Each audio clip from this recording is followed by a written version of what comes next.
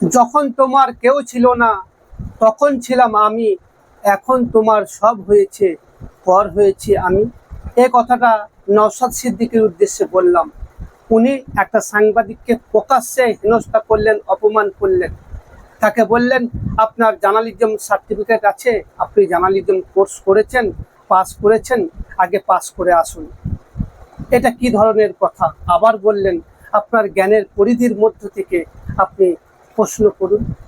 কার কতটা জ্ঞান আছে আপনি ঠিক করবেন। আপনি জানেন, একটা শিশুর মধ্যে যে জ্ঞানটা আছে আপনার আমার মধ্যে নেই, আমার মধ্যে যেটা আছে আপনার মধ্যে নেই, আপনার মধ্যে যেটা আছে আমার মধ্যে নেই। কার কি জ্ঞান আছে এটা আপনাকে দেখতে বলা হয়নি। আপনাকে যে প্রশ্নটা করেছে সেই প্রশ্নের উত্তর দিবেন, নয়তো আপনি সেই প্রশ্নের উত্তর না দিয়ে এড়িয়ে যাবেন।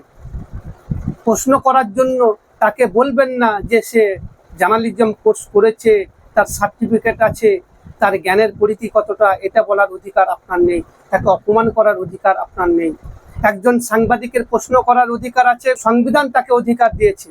আর আপনারও উত্তর না দেওয়ারও অধিকার আছে, সেই অধিকার সংবিধানই দিয়েছে।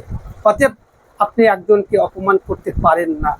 আপনাকে নওশাদ থেকে নওশাদ ভাইজান কে বানিয়েছে, কারা বানিয়েছে? আপনার খবর সোশ্যাল মিডিয়ায় কারা ছড়িয়েছে?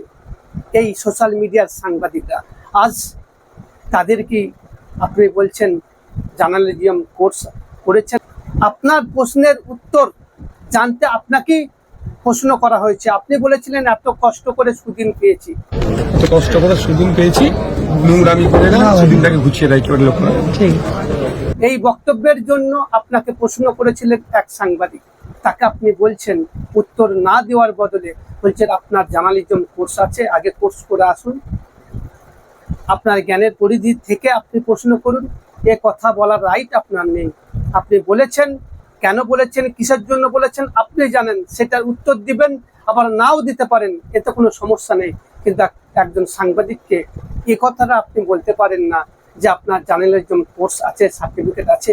আপনার পেছনে পেছনে যারা 10 বছর ঘুরলো, কখনো জিজ্ঞেস করেছিলেন তাদের সার্টিফিকেট আছে কি নেই? এমন সব বড় বড় সাংবাদিকরা আছে, তাদের সার্টিফিকেট নেই। সাংবাদিকতা করতে গেলে লাগে সাহস ও প্রশ্ন করার ক্ষমতা। সেটা ডিজিটাল মিডিয়ার যারা সাংবাদিক, তারা সাংবাদিকতা করেন, তাদের এই ক্ষমতাটা আছে, সাহস এবং প্রশ্ন করার ক্ষমতাটা। আপনি উত্তর দেন বা না দেন সেটা আলাদা বিষয়, কিন্তু একজনকে প্রকাশ্যে এইভাবে হেনস্থা অপমান করতে পারেন না।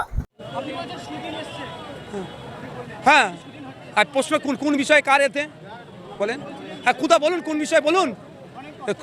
হ্যাঁ, কোন কোন কোন ক্ষেত্রে হয়েছে, কার ক্ষেত্রে হয়েছে, না হয়েছে বলুন। হ্যাঁ, কোন মন্তব্য আগে পরে কি ছিল বলুন। শুনুন, আমি বলছি সাংবাদিকতা করতে গেলে জার্নালিজম কোর্স কমপ্লিট করতে হয়। আপনার কোর্স কমপ্লিট হয়নি, করে এসে তবে করবেন। ভাঙড়ে শওকত মোল্লাকে পরাজিত করার পরে আমাদের ছেলেদের উদ্দেশ্যে বক্তব্য ছিল যে সুদিন এসেছে, আমাদের ছেলেরা না কোনো রকমভাবে কারোর সাথে হিংসা মারামারিতে জড়িয়ে পড়ে।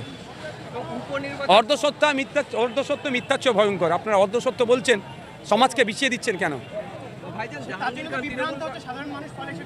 আপনি আপনি পুরোপুরি কোশ্চেন করুন না, না তাহলে অতটুকু বলুন। আপনি আপনি আপনার আপনার যতটুকু জ্ঞানের পরিধি আছে তার মধ্যে থেকে কোশ্চেন করবেন। দর্শক, নওশাদ সিদ্দিকীর এহেন মন্তব্য আপনারা কেমন ভাবে দেখছেন? অবশ্যই আপনাদের মতামত কমেন্টে জানাবেন। ফেসবুকে দেখলে ফলো করুন, ইউটিউবে দেখলে সাবস্ক্রাইব করে পাশে থাকুন। জয় হিন্দ, ধন্যবাদ।